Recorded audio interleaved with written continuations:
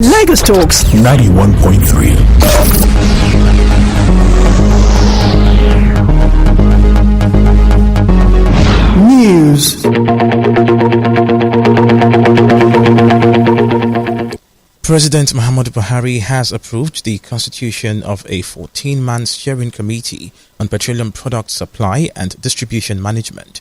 The Minister of State for Petroleum Resources, Timipre Silva, in a statement said the steering committee chaired by President Buhari would ensure the transparent and efficient supply and distribution of petroleum products across the country. Other terms of reference are to ensure national strategic stock management, visibility on the NNPC Limited Refineries Rehabilitation Program, and ensure end-to-end tracking of petroleum products, especially to ascertain daily national consumption and eliminate smuggling. The Senate and the House of Representatives has again called for the extension of the deadline set by the Central Bank of Nigeria, the CBN, as the expiration date for the old 200, 500 and 1,000 Naira notes.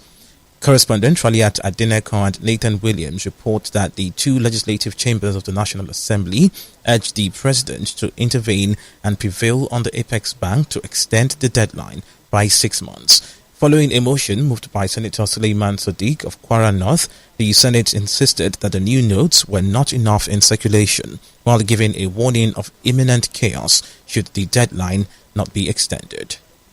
Observes that there is no enough new notes in circulation, and in fact, the banks, ATMs that should be dispensing new notes are still dispensing only the old notes, and citizens still have a lot of old notes that they are unable to deposit in the banks. And right now, there are uncontrollable queues in several states in the country.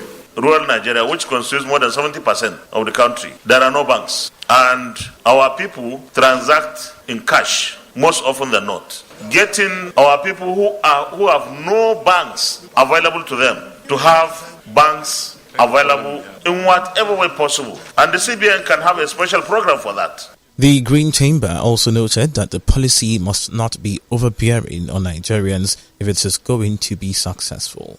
Mr. Speaker, if you look at the newspapers yesterday, banks battled with new Naira shortage ahead deadline. In Katsina traders reject old notes. Mr. Speaker, also the Daily Sun of today on page 25, banks customers lament limited access to new Naira notes in Kebbi State. Mr. Speaker, look at the Daily Trust of today, 24th January 2023, the front page. Nigerians fear massive losses as deadline draws near. Family reject old notes as bride price. Even where bride price is being paid, the families reject the old notes. World over, the currencies are not forced out of circulation, they are phased out of circulation.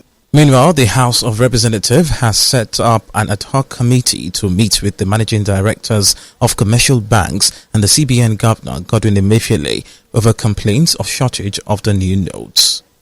Earlier, the CBN had insisted that it would not be extending the January 31st deadline for the deposit of old Naira notes. CBN Governor Godwin Emefiele, after yesterday's Monetary Policy Committee meeting in Abuja, reiterated President Buhari's stance that the 100-day window is adequate time for Nigerians to deposit their old notes in exchange for new notes, and the new currency notes are available for banks to pick up. But unfortunately, I don't have good news for those who feel that we should shift the deadline. The reason is because, just like the President had said on more than 2 occasions, that for us 90 days, in fact, we feel is 100 days is enough for anybody who has money or the old currency to deposit it, the money in the banks. And we took every measure to ensure that all the banks were open or remain still open to receive all old currencies. About the circulation of the new currencies, we said to ourselves, the currencies are available. We mandated them. We said, no, from now on, don't make any payment of new notes over your counter, which gives the opportunity for you to give in to your friends. Paid all new notes into your ATM. We remain focused on the vulnerable in Nigeria. We will do everything, even after the 31st, to make sure that we are available to serve them, making sure that this new Naira permeates every nook and cranny of the country. Reading the communique from the Monetary Policy Committee meeting, Emefiele disclosed that the MPC raised the benchmark interest rate by 100 basis points to 17.5%, maintained the asymmetric corridor at 1 plus 100 and minus 700 basis points around the MPR, while it retained CRR at 32.5% and liquidity ratio is kept at 30%. MPC noted the continued upward risks to price development characterized by the forthcoming 2023 general elections, perennial scarcity of PMS, continued rise in other energy prices, exchange rate pressures, as well as rising insecurity. Members, however, noted that the current Naira redesign and cash withdrawal limits policies are huge moderating factors to price development, as currency outside banks is expected to continue to moderate beyond the implementation stage of these policies. MPC was of the view that although inflation rate moderated marginally in December, the economy remained confronted with the risk of high inflation with adverse consequences on the general standard of living. Committee therefore decided to sustain the current stance of policy at this point in time to further rein in inflation aggressively. Summary, MPC voted to 1. Raise MPR to 17.5%, retain the asymmetric corridor at plus 100 and minus 700 basis points. 27 state houses of assembly have forwarded their resolutions on 35 constitution amendment bills to the National Assembly, and those that have met the requirement of Section 9, subsection 2 of the Constitution will be sent to the President for assent. Ekiti Senator Payemi Bamidele, who presented the report, said 9 states have not forwarded the resolutions on the bills. Direct the Class Assembly to transmit they have so far met the requirement of the provision of Section 9, subsection 2 of the Constitution to Mr. President for assent in line with the provisions of the Act's Authentication Act, and urge the following State Houses of Assembly: Gombe, Jigawa, Kebbi, Kwara, Oyo, Plateau, Sokoto, Taraba, Zamfara, that are yet to forward their resolution on the bills to do so in fulfillment of their constitutionally imposed legislative obligation to the Constitution amendment process. Our correspondent, Raliat Adinakon, reports that the Senate President, Ahmed Lawan, appealed to the remaining states to send theirs as soon as possible. The Police Service Commission has directed all senior police officers due for retirement to proceed, stating that it will not extend their tenures. The PSC said the directive was born out of media reports on whether or not retiring senior police officers' tenure should be elongated due to the forthcoming 2023 general elections security management. The head, Press and Public Relations, PSC, Ikechukwu Ani, in a statement yesterday, said to extend the tenures of the retiring senior police officers was against all existing laws, the Police Act, the PSC Act, and the Constitution of the Federal Republic of Nigeria, which stipulates that a serving public officer must exit the service at the age of 60 or having served for a period of 35 years. The PSC also denied the alleged endorsement of the elongation of the tenure of the Inspector General of Police, Usman Baba, in office. Lagos Governor Babajide Sanwo-Olu has commended past and present leaders in the state who contributed to the development of the Blue Line Rail, which was commissioned yesterday by President Muhammadu Buhari.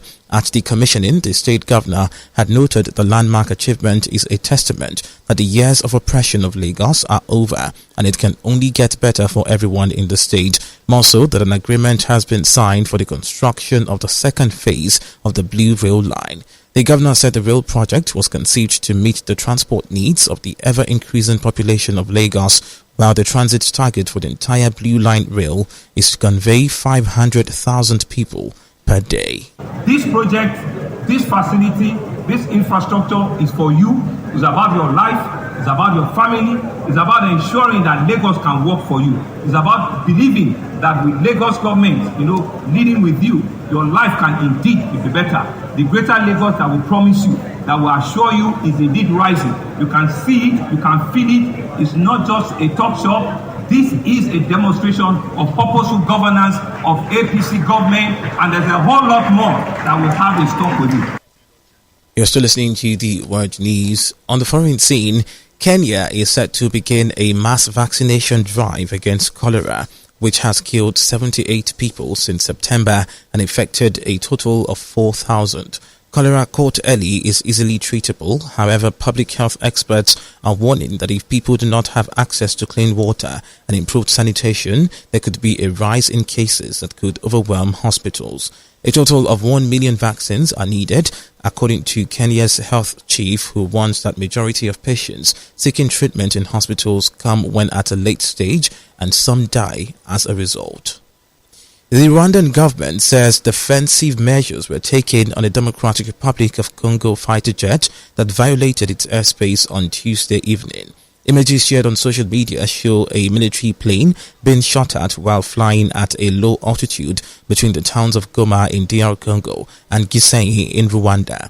Other images show the damaged plane, a Soviet Union-made Sukhoi 25, being cooled down with water at Goma Airport. In a statement, DR Congo's Information Ministry condemned the incident and denied that its jet had flown over Rwandan airspace.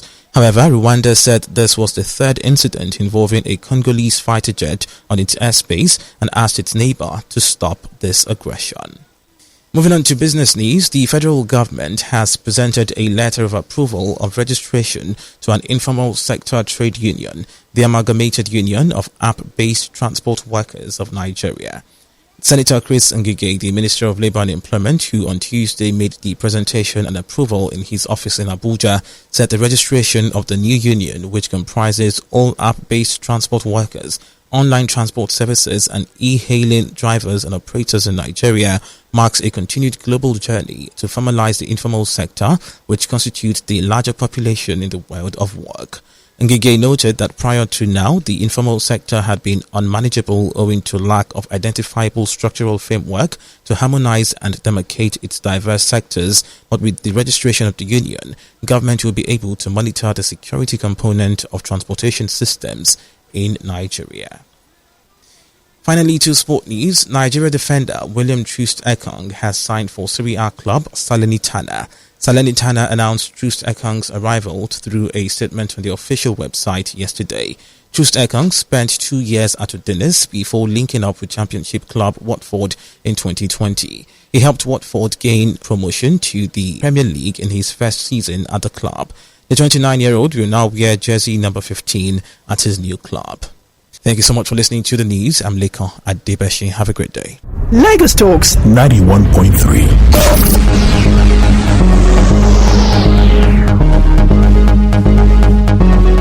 News.